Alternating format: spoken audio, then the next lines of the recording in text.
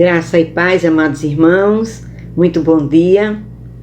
É uma alegria estar com os irmãos para participarmos de mais um EBD online. Somos gratos a Deus por esta oportunidade tão rica em nossas vidas. Hoje estudaremos na nossa lição o tema conversão e eu convido os irmãos a abrirem suas Bíblias no livro de Isaías, capítulo 55, versículo 7. Diz assim a palavra do Senhor: Deixe o perverso seu caminho, o iníquo os seus pensamentos. Converta-se ao Senhor, que se compadecerá dele, e volte para o nosso Deus, porque é rico em perdoar. Amém. Irmãos, lendo esse livro Rascunhos da Alma, de Rodrigo Bibo, no seu capítulo 4, intitulado Quando Progredir é Voltar Atrás, me chamou muita atenção esse capítulozinho e eu vou ler aqui rapidinho para os irmãos. É bem curto, mas não vai tomar muito nosso tempo. C.S. Lewis disse em seu livro Cristianismo Puro e Simples: Parece uma brincadeira quando eu digo que, se um relógio estiver adiantado, a coisa mais sensata a se fazer é atrasá-lo. Todos nós desejamos o progresso, mas o progresso significa chegar mais perto do lugar em que você gostaria de estar. E se você estiver virado na esquina errada, então ir para frente não o fará chegar nem um pouco mais perto.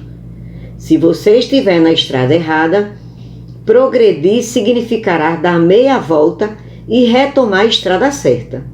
E nesse caso, o homem que voltar mais rápido será o mais progressista. Sempre que eu faço um cálculo errado, quanto mais cedo eu admitir o erro e voltar atrás para começar tudo de novo, mais rápido eu estarei em condições de avançar. Ser teimoso ou recusar-se a admitir um erro não significa nenhum avanço. Sabe as palavras do ex-ateu Lewis, que com habilidade e simplicidade expunha clarezas do Evangelho. Nosso mundo capitalista é movido pelo progresso e nós somos as baterias desse sistema, como já insinuaram Marx e o filme Matrix. Somos cobrados diariamente pelo avanço, ou nos atualizamos ou somos substituídos. Temos que progredir. Isso não deixa de estar certo, mas se levado às últimas consequências, torna-se diabólico, pois transporta-se essa ideia para a vida espiritual, onde cada vez mais somos bombardeados com técnicas e novas performances para melhoramento do desempenho espiritual. Essas dicas, entre aspas, trazem consigo a ilusão de que meu desempenho espiritual atrairá mais o amor e as bênçãos de Deus. Essas técnicas não passam de ilusão, que vão mascarando a realidade da incapacidade do humano em relação ao divino.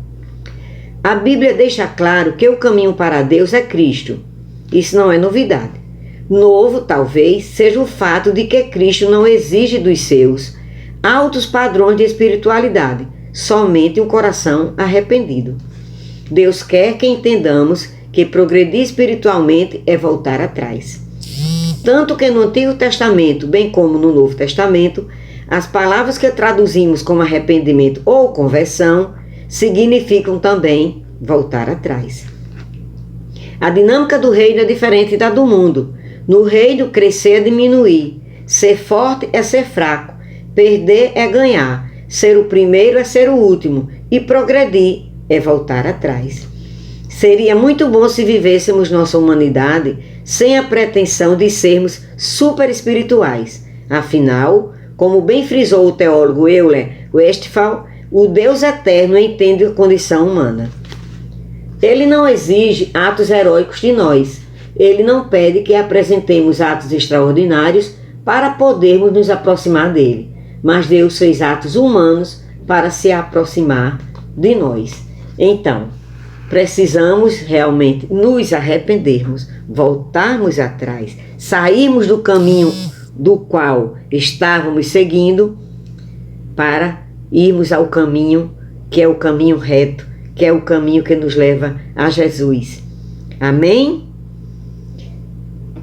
Quero aqui destacar os aniversariantes do mês: o nosso irmão Augusto, nossa irmã Chauara, o nosso Pedrinho, o nosso irmão também Leonardo, nossa irmã Eunice, nossa irmã Aninha e a nossa irmã Tatiane. E também os aniversariantes de casamento: Jaqueline Michel, Rose e Adoniran. Parabéns a todos, que Deus cuide da vida de cada um de vocês. Convido os irmãos para orarmos, agradecendo ao Senhor. Oremos. Querido Deus, eterno Pai, te agradecemos, Senhor, por este momento especial que ora o Senhor nos concede. Obrigada, Senhor, pela nossa saúde, pela nossa vida. Obrigada, Pai, pelo teu cuidado, pelo teu amor para conosco. Querido Deus, te pedimos perdão pelos nossos pecados, Senhor. Tenha misericórdia de nós. Somos fracos, dependentes de ti. Pai querido e santo, te apresentamos, Senhor, os irmãos aniversariantes do mês, da semana, e os aniversariantes também de casamento. Que o Senhor chegue na vida de cada um, trazendo bênçãos, proteção, paz, saúde, e que todos tenham uma vida longa na tua presença, Pai. Pai amado e santo, te agradecemos no nome santo de Jesus. Amém. Olá, meus queridos irmãos, que a graça e a paz do Senhor seja com cada um de vocês. Sejam muito bem-vindos à nossa Escola Bíblica Dominical à distância. Vamos hoje concluir o nosso primeiro tópico da lição 6. Como os irmãos podem ver aí na tela, o título é Convertidos para Adorar o Senhor. E o texto básico é 1 aos Tessalonicenses, capítulo 1, versículo 9. Meus irmãos, nós vamos ler aqui mais uma vez este texto. Coloquei os dois versículos, versículo 8 e versículo 9, na tradução Nova Almeida atualizada. Apenas para facilitar um pouco, para a leitura se tornar um pouco mais fluida, mas não há grande diferença, graças a Deus, entre as traduções. Diz assim o texto: porque a partir de vocês a palavra do Senhor repercutiu não só na Macedônia e na Acaia, mas a fé que vocês têm em Deus repercutiu em todos os lugares, a ponto de não termos necessidade de dizer mais nada a respeito disso. Porque no que se refere a nós, as pessoas desses lugares falam sobre como foi a nossa chegada no meio de vocês e como, deixando os ídolos, vocês se converteram a Deus, para servir o Deus vivo e verdadeiro. 1 aos Tessalonicenses 1, versículos 8 e 9. Meus queridos irmãos, nós, no domingo passado, demos início a essa lição no tópico 1, nós abordamos os subtópicos A, B e C, e hoje vamos abordar o tópico D, um subtópico um pouco extenso. Vamos ficar somente neste subtópico, e na lição, no domingo que vem, querendo Deus, nós vamos entrar no tópico 2. Então, hoje nós vamos falar sobre as consequências do pecado, mais particularmente sobre a questão das faculdades humanas, que foram todas afetadas pelo pecado. Então, é um assunto muito importante, tem a ver diz respeito a uma doutrina que é muito cara para nós cristãos, e particularmente para nós cristãos de tradição reformada, que é a doutrina chamada doutrina da depravação total, muito conhecida dos irmãos, no acrônimo TULIP, que fala dos 5 pontos que resumem, por assim dizer, a doutrina calvinista no que diz respeito ao pecado e à salvação. É o primeiro ponto, o T do inglês, Total Depravity. Então, vamos juntos aprender um pouco mais sobre este importante assunto. Acompanhe comigo aí a leitura ou na sua revista ou pela tela. O pecado afetou todas as faculdades do ser humano. Isso significa que não há um pensamento, uma atitude ou uma palavra que não esteja manchada pelo pecado. E isso é assustador.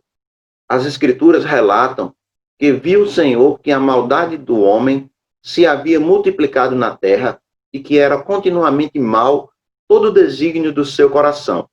Gênesis 6:5. Não devemos imaginar que esse seja o retrato somente daquela geração do dilúvio. A descrição daquela geração do dilúvio, a descrição que o Senhor nos fornece através de sua palavra sobre nossa própria condição é humilhante. abre aspas, não há um justo, nenhum sequer. Não há quem entenda, não há quem busque a Deus. Todos se extraviaram, a uma se fizeram inúteis. Não há quem faça o bem, não há um sequer. A garganta deles é sepulcro aberto, com a língua urdem engano, veneno de víbora está nos seus lábios. A boca eles a têm cheia de maldição e de amargura. São os seus pés velozes para derramar sangue, nos seus caminhos há destruição e miséria. Desconheceram o caminho da paz. Não há temor de Deus diante dos seus olhos. Romanos 3, do 10 ao 18. Bom, antes de continuarmos, vamos pensar um pouco sobre estas palavras, irmãos. Nós aprendemos que o pecado de Adão, chamado pecado de Adão, ele teve consequências não só para ele, para a sua companheira Eva, mas, na verdade, todas as consequências foram transmitidas a toda a humanidade. Adão, nós aprendemos, era o representante da humanidade naquela ocasião. E o pecado, ele foi transmitido a toda a sua descendência, o que inclui nós, hoje, né, descendentes de Adão. Adão é o nosso primeiro pai humano. Então, todos nós sofremos as consequências do pecado. Já nascemos em pecado, nós aprendemos. Já nascemos em pecado, como disse Davi, em pecado me concebeu minha mãe, lá no Salmo 51. Então, as consequências são as mais desastrosas, que alcançam, assim, todas as áreas, todas as faculdades humanas, todas as esferas de atuação do ser humano foram manchadas, maculadas pelo pecado. É sobre exatamente isso que vamos falar. Bom, como disse aí o comentarista da revista, nós não devemos imaginar que esse relato de Gênesis 6:5 é um relato só daquela geração de Noé, daquela geração da época do dilúvio. Não, não. Mas, na verdade, fala de todos os seres humanos em todas as épocas. Por quê? Porque nós veremos, irmãos, que toda a Escritura, tanto no Antigo Testamento quanto no Novo Testamento, fala dessas consequências que abrangem todos os seres humanos em todas as épocas, naquele tempo e ainda até hoje. Então, são as consequências do pecado. Vamos continuar, então, aqui a leitura. Veja bem, algumas observações importantes, diz aqui o comentarista. Perceba que o apóstolo Paulo faz várias citações do Antigo Testamento, ou seja, essa verdade está presente em toda a Escritura. Note que todos os homens são colocados no mesmo patamar. E por duas vezes ele enfatiza que não há um sequer, não há um justo sequer, não há quem busque a Deus. Agora veja a lista dos nossos pecados, pois todos nós estamos incluídos nela. Quando olhamos para a nossa vida, podemos até pensar que as pessoas, ou nós mesmos, não somos tão maus assim. Mas de fato o que a palavra ensina é que a raiz está contaminada, comprometendo tudo o que procede dela. Essa raiz é o coração. Esta informação, irmãos, é muito importante. Nós vamos falar um pouco sobre essa raiz que é o coração do homem. O pecado habita no coração humano, de onde, abre aspas, procedem maus desígnios, homicídios, adultérios, prostituição, furtos, falsos testemunhos, blasfêmias, etc. Mateus 15:19. Após a queda, enganoso é o coração, mais do que todas as coisas, e desesperadamente corrupto. Quem o conhecerá? Jeremias 17:9. Assim, todas as decisões que o ser humano toma estão agora afetadas pelo pecado. Ele não tem mais como agir sem os auspícios e as rédeas que sua carne contaminada lhe legou. Por isso, ele serve e adora não mais ao Deus verdadeiro, mas potencialmente a qualquer coisa ou pessoa. Bom, irmãos, uma primeira pergunta que é bastante comum, que surge ou pode surgir na mente de qualquer leitor, estudioso da Bíblia, é a seguinte: isso é uma realidade também nossa ou só dos ímpios, só dos incrédulos? De fato, irmãos, esta é a realidade de todos nós. No caso, nós, servos de Deus, crentes em Jesus Cristo, também somos pecadores, com uma diferença que faz toda a diferença. É que nós somos pecadores remidos, salvos, fomos perdoados e justificados. Todavia, ainda somos pecadores. Não somos pecadores porque pecamos, mas porque pecamos somos pecadores. Então, é uma realidade que faz parte do nosso dia a dia também. Um homem peca não porque é pecador, mas ele é pecador porque peca. Então, é uma realidade nossa. A lei do pecado sobre a qual Paulo fala lá em sua carta aos Romanos, nós ainda convivemos com essa marca, com esse estigma. Eventualmente pecamos, mas podemos resistir ao pecado por causa do Espírito Santo. Não somos mais escravos dele, ele não mais nos domina, mas ainda é uma realidade que só será extirpada no futuro, quando recebemos o corpo da glória semelhante ao corpo do Senhor Jesus Cristo. Então, precisamos entender isso. Também somos pecadores. As consequências ainda nos atingem as consequências do pecado. Nós, diferentemente daqueles que estão distantes de Cristo, não somos mais escravos do pecado, mas ele ainda tem um poder sobre nossa vida, ainda tem uma influência, ainda exerce uma influência.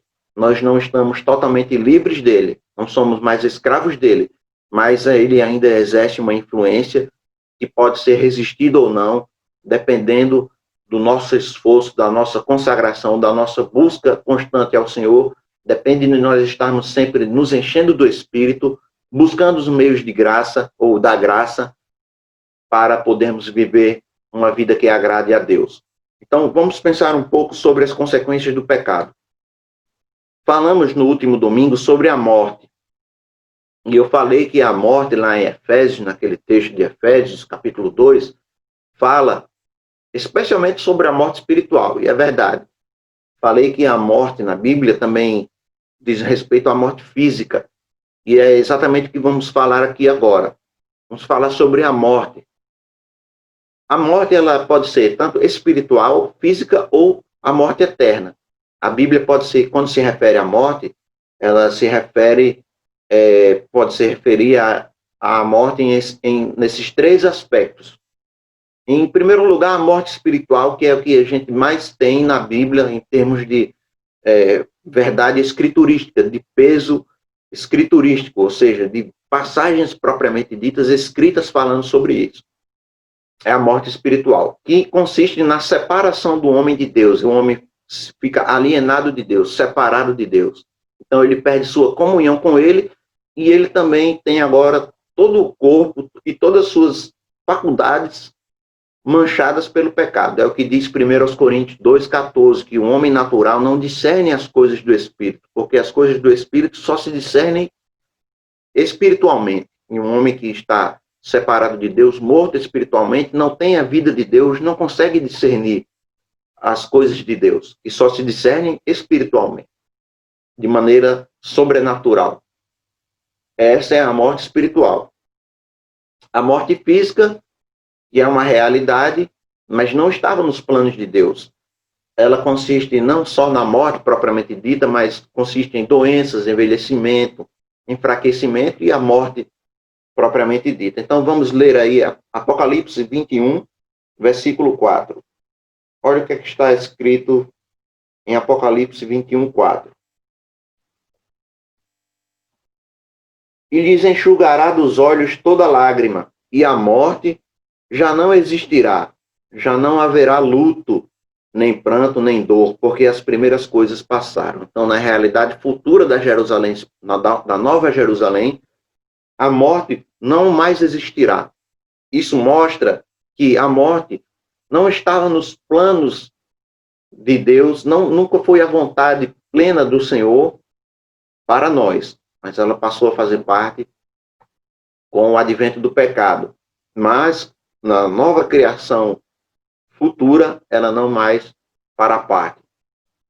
Então, isso nos mostra que a morte física, ela entrou em nós, passou a fazer parte da nossa realidade a partir do pecado.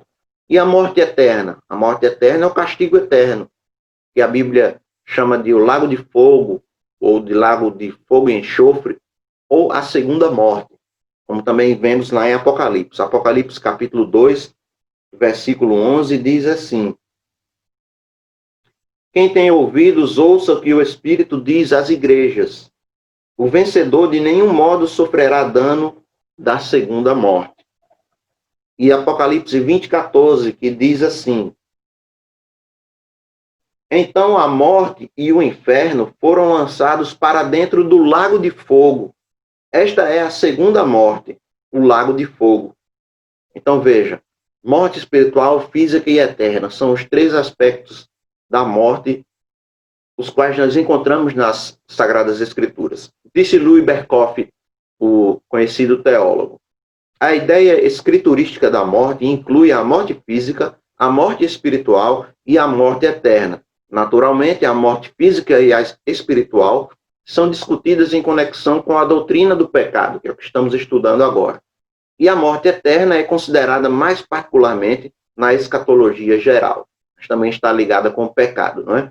Uma vez que aqueles que pecam, que são os adúlteros, os mentirosos, os que roubam, os efeminados, etc., etc., como está escrito no livro do Apocalipse, eles não farão parte, não herdarão o reino dos céus, e o destino deles é exatamente o lago de fogo, que a Bíblia chama de a segunda morte. Então, o salário do pecado é a morte. Nestes versículos, nós podemos perceber que morte, em todos os aspectos, em todos os sentidos, em resumo, em síntese, é o resultado final do pecado. Mas vamos ver agora esta morte detalhadamente. Bom, em primeiro lugar, irmãos, entender um pouco sobre esta doutrina que chamamos de doutrina da depravação total. A depravação total, ela é total, primeiro, em extensão, ou seja, ela abrange todos os homens.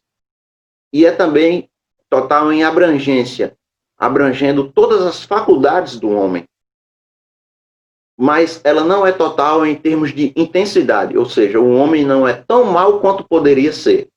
Você vai encontrar muitos teólogos falando sobre isso, e é uma questão bastante óbvia se nós pensarmos um pouco. J.I. Packer, John Stott, eu acho que R.C. Sproul também fala nos seus escritos sobre essa questão. Então, se o homem fosse tão mau quanto poderia ser, a convivência entre os seres humanos nem seria possível. Não seríamos capazes de conviver juntos nem um segundo sequer.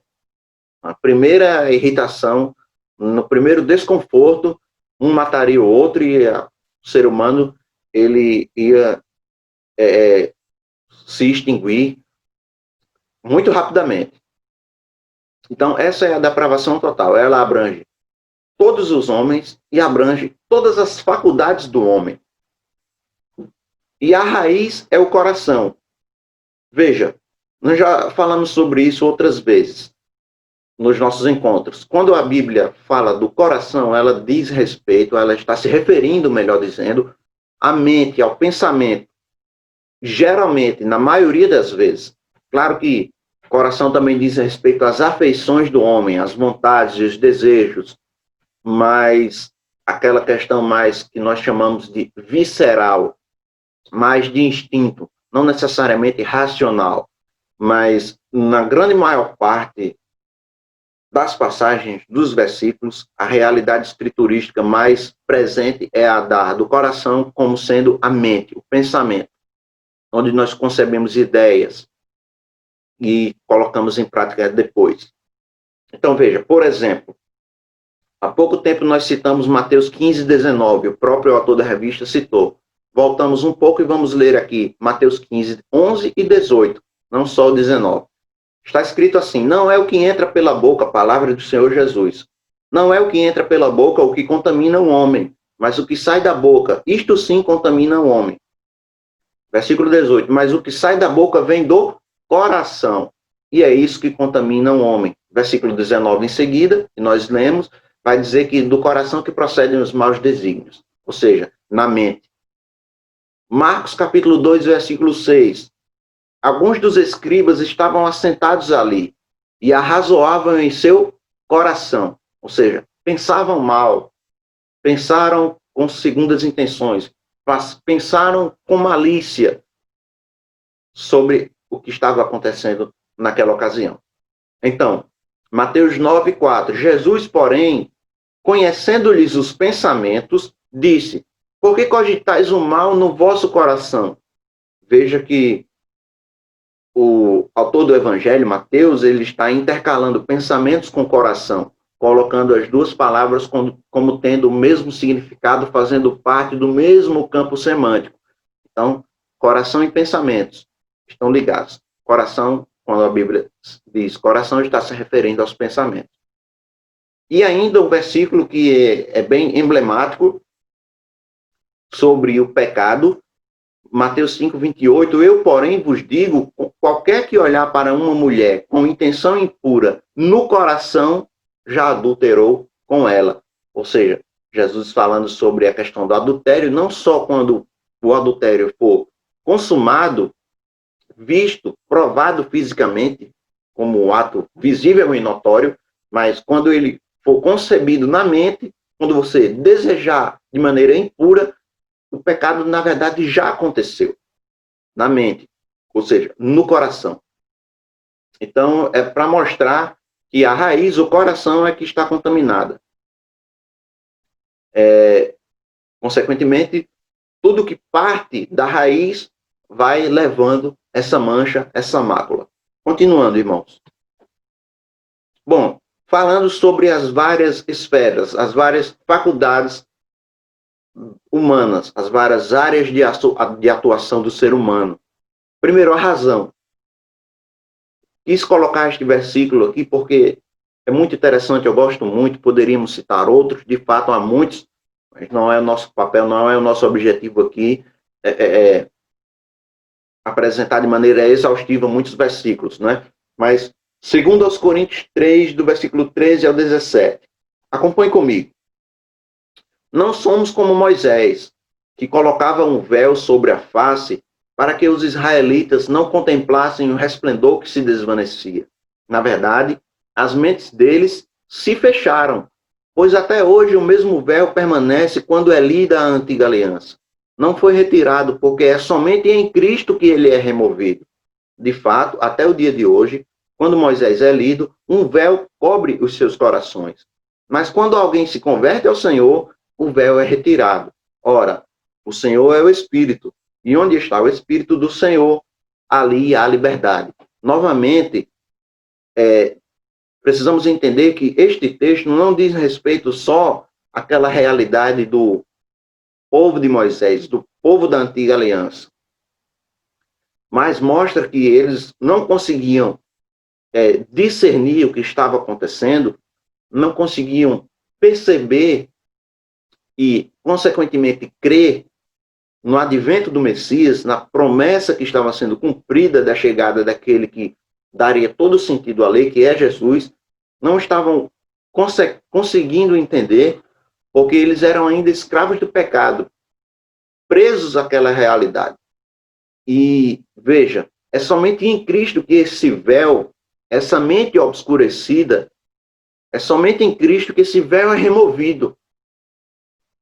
Ele permanece até o dia de hoje, não só neste povo judeu que não crê no Messias, mas em todos os outros pagãos incrédulos que não creem no Senhor Jesus. A mente obscurecida pelo pecado os impede de perceber, de ver, de notar espiritualmente a realidade que se apresenta. Veja, então, quando alguém se converte ao Senhor, o véu é retirado. E aí, veja, ora, o Senhor é o Espírito. E onde está o Espírito do Senhor, aí há liberdade. Liberdade, libertação da escravidão, do pecado, que os impede de enxergar a realidade maior. Então, a razão, a mente humana foi manchada, marcada pelo pecado. E há muitos outros versículos, né? Continuando. O corpo, que também sofre as consequências. Veja o que Paulo disse em Romanos 7:24. Desventurado homem que sou, quem me livrará do corpo desta morte? Corpo mortal, corpo que sofre as consequências do pecado, que não é o corpo glorificado. Este corpo, ele tem desejos, tem paixões, que muitas vezes um homem cede a elas e o corpo acaba seguindo nesta direção negativa e pecando contra Deus. Veja, Filipenses 3:21. O qual o Senhor Jesus transformará o nosso corpo de humilhação para ser igual ao corpo da sua glória, segundo a eficácia do poder que ele tem de até subordinar a si todas as coisas. Em outra passagem, nós vemos que isso que é mortal se revestirá da imortalidade. Isto que é corruptível se revestirá da incorruptibilidade. Então, o nosso corpo, ele é um corpo mortal, suscetível ao pecado e carrega a marca do pecado também. Desculpe, continuando. A vontade do ser humano. Mas graças a Deus, porque outrora, escravos do pecado, contudo, vieste a obedecer de coração à forma de doutrina a que fostes entregues. Romanos 6,17. Ou seja, outrora vocês eram escravos do pecado e não obedeciam de coração à doutrina, à sã doutrina, ao bom ensinamento, à boa palavra de Cristo, ao Evangelho. Vocês não obedeciam, eram escravos do pecado, não tinham vontade de obedecer e não tinham vontade e nem conseguiam, porque eram escravos do pecado. Precisou alguém libertar vocês do pecado. A saber, Deus os livra do pecado. Cristo liberta, o Espírito Santo liberta. E agora vocês vêm a obedecer de coração livremente, com vontade de fato de obedecer a sã doutrina. Os que pertencem a Cristo Jesus crucificaram a carne com suas paixões e os seus desejos. Isso nos mostra que essas paixões e desejos não eram do agrado de Deus. Eram paixões e desejos que satisfaziam a vontade da carne. Carne esta subordinada ao pecado, escrava do pecado. Então, a vontade do ser humano cativa também pelo pecado, sofrendo as consequências deste. Continuando, irmãos. Bom, por último, algumas confissões. Nós já falamos, nós aprendemos, na verdade, naquela nossa outra revista sobre santidade, santificação, como falei há pouco tempo também, que nós, embora salvos, justificados, remidos, nós ainda temos em nós esta lei que opera em nós, a lei do pecado. Ela opera da seguinte maneira, o pecado não mais nos domina, mas é ainda uma realidade presente e nós podemos resistir às tentações por causa do Espírito Santo. Ele não mais nos domina, ou seja, podemos resistir por causa do Espírito que em nós habita. Mas, ainda assim, eventualmente, cedemos quando não estamos ligados ao Senhor, quando não estamos buscando o Senhor em oração, em comunhão com os irmãos, fazendo uso dos meios da graça, quando não nos enchemos do Espírito, quando não nos alimentamos da Santa Palavra, que nos fortalece, que fortalece a fé. Eventualmente caímos, e é doloroso. É um acidente de percurso que eventualmente acontece. Essa é a lei do pecado. Não estamos totalmente livres do pecado. Totalmente livres, não. Ele não mais nos domina, mas não estamos totalmente livres. É uma realidade que nos cerca. É um estigma na vida do cristão, a luta contra o pecado. Então, assim como estes personagens ilustres da Santa Escritura, devemos nós também pensar, entender, reconhecer que somos pecadores, que temos pecado e não há um dia que não pequemos por pensamentos, ações, palavras, ainda que sejam pecados, por assim dizer, humanamente falando, pequenos deslizes, mas pecamos. O salmista Davi, sensível a esta questão, orando ao Senhor, disse: absolve-me também, Senhor, dos pecados que eu desconheço. Mas tu conheces, porque tu sondas o nosso coração. Tu sabes de todos os detalhes no íntimo do nosso ser. Então, por exemplo, o centurião romano disse: não sou digno de que entres em minha casa. Simão Pedro disse: Senhor, retira-te de mim, porque sou pecador.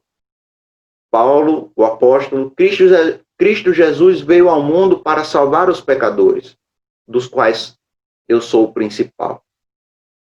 O apóstolo João: se dissermos que não temos pecado nenhum, a nós mesmos nos enganamos.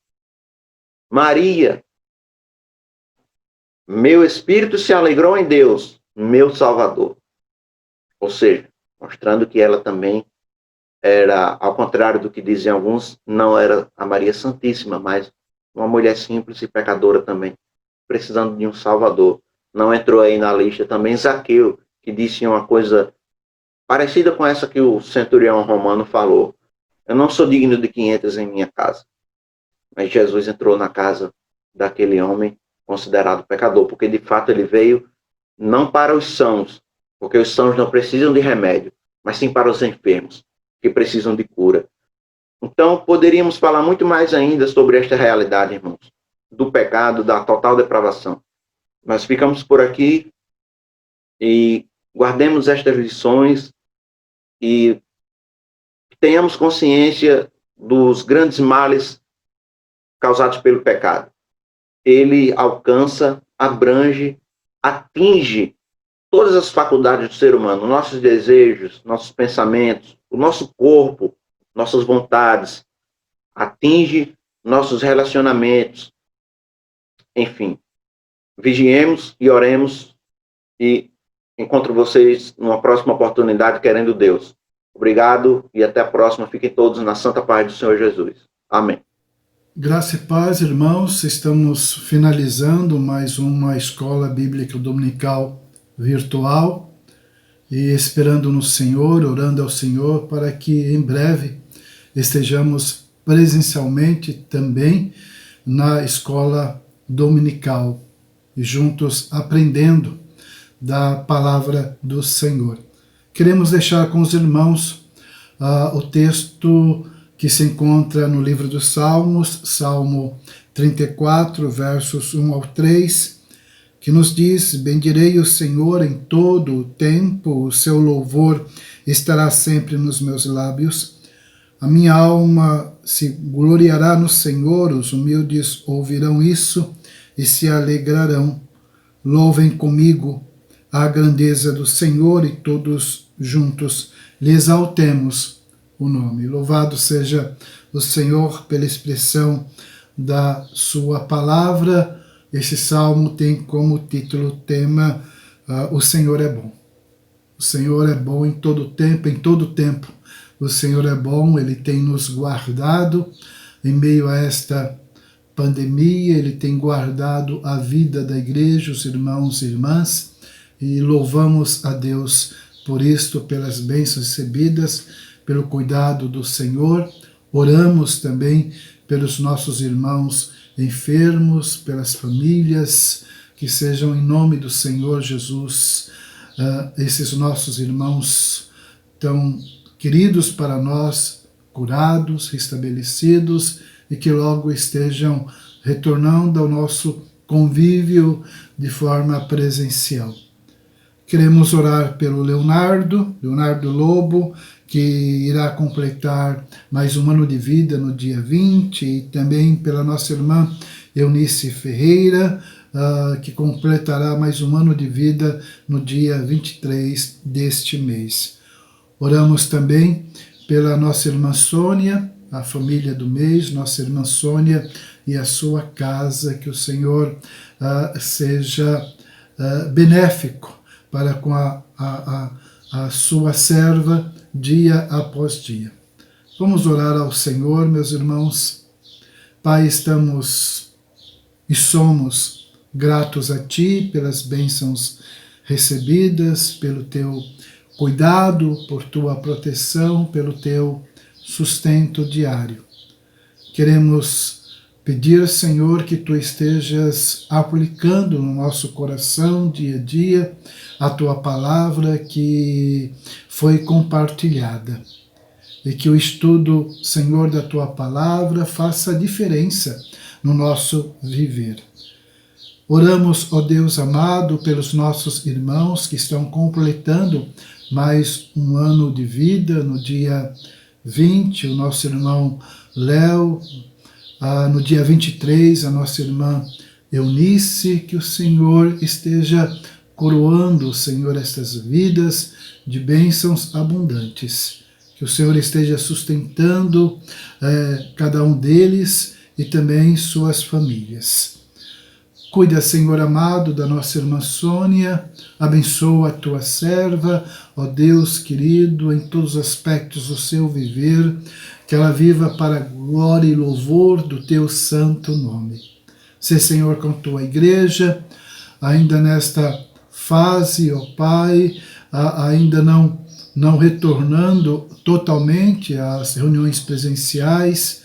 Estamos, Senhor querido, em meio a uma pandemia, sabemos disto e precisamos ter todo o cuidado necessário e, ao mesmo tempo, Senhor amado, confiar em Ti, sabendo que todas as coisas cooperam para o nosso bem e Tu estás no governo de todas as coisas e Tu estás cuidando, Senhor, de todos nós, da vida da Tua igreja. Oramos, Pai amado, pelos nossos irmãos enfermos, que em Teu nome sejam curados. E pedimos ao Pai amado, que o Senhor nos sustente nesta nova semana que se inicia. No nome precioso do Senhor Jesus, nós oramos com o perdão dos nossos pecados. Amém, Senhor.